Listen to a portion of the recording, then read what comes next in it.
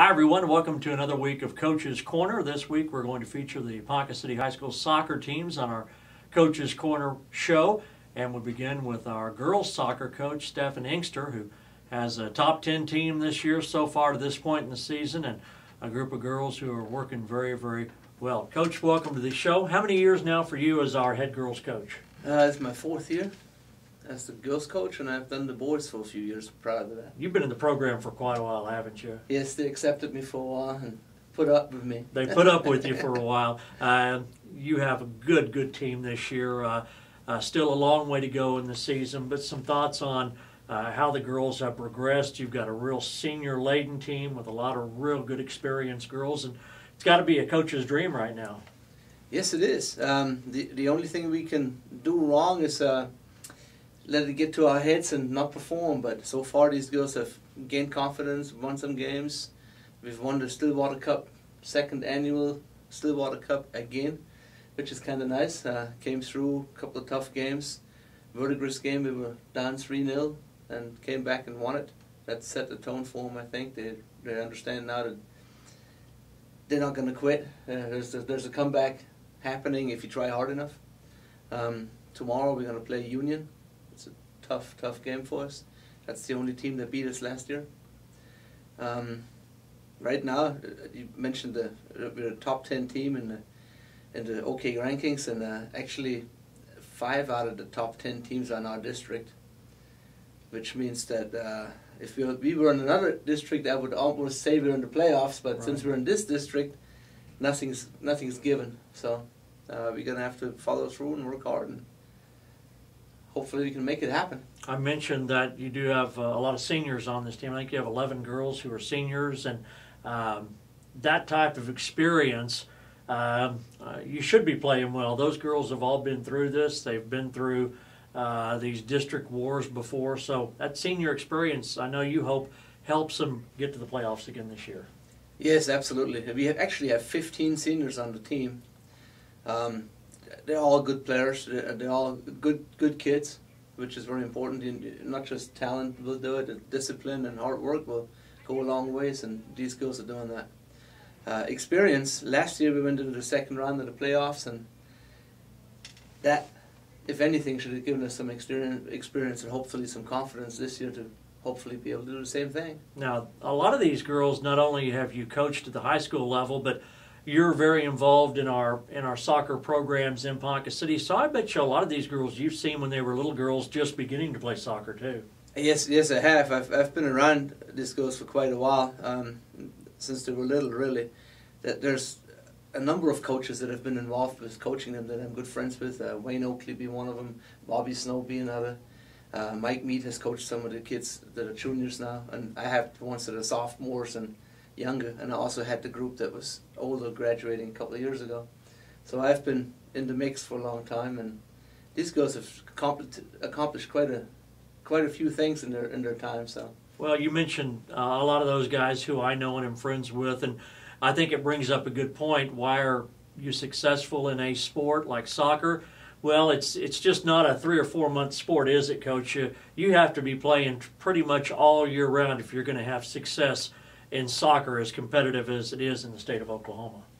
Yes, it is. Some of these teams we play against, like the Union and BAs and the big city teams, these kids are playing 50-plus games a year between club and high school and indoor and so forth, which if we just play club here, we get 20, 25 games maybe. So even if we do play club all year round, we're still short games compared to other ones. It is very competitive, but it's not only the fact that they're playing soccer. It's a lot of times the fact that they're playing other sports as well, because they learn a lot of values from basketball, track, and things like that translated right into the soccer program. Yeah, you get a lot of players that come right off of the winter sports right into your program, don't you? Yes, I do. Soccer is only a seasonal program, so at high school. So I get a lot of kids coming out of basketball and other sports coming into ours, and usually these are the kids that we're looking forward to getting. They're doing a good job for us. Now, if you could, this week as we record our program, you have 2 district games. You mentioned the Union game there, and then you have the Sapulpa match here in Ponca City on Friday. Yeah, Sapulpa is a good team to have a couple of players on in the mix that are signed with D1, and some play on the national level, I think. So they were tough last year. We got down there and had to come back on a 3-2 win. We were 2-0 down with about 8 minutes to go in the game, and ended up winning it. And hopefully we can change that this time and go out and get started better than last year. Union, we're going to play them at Union, big grass field, so it's hard to adjust for us. They're a good team. They're a good team every year. So far they've played well.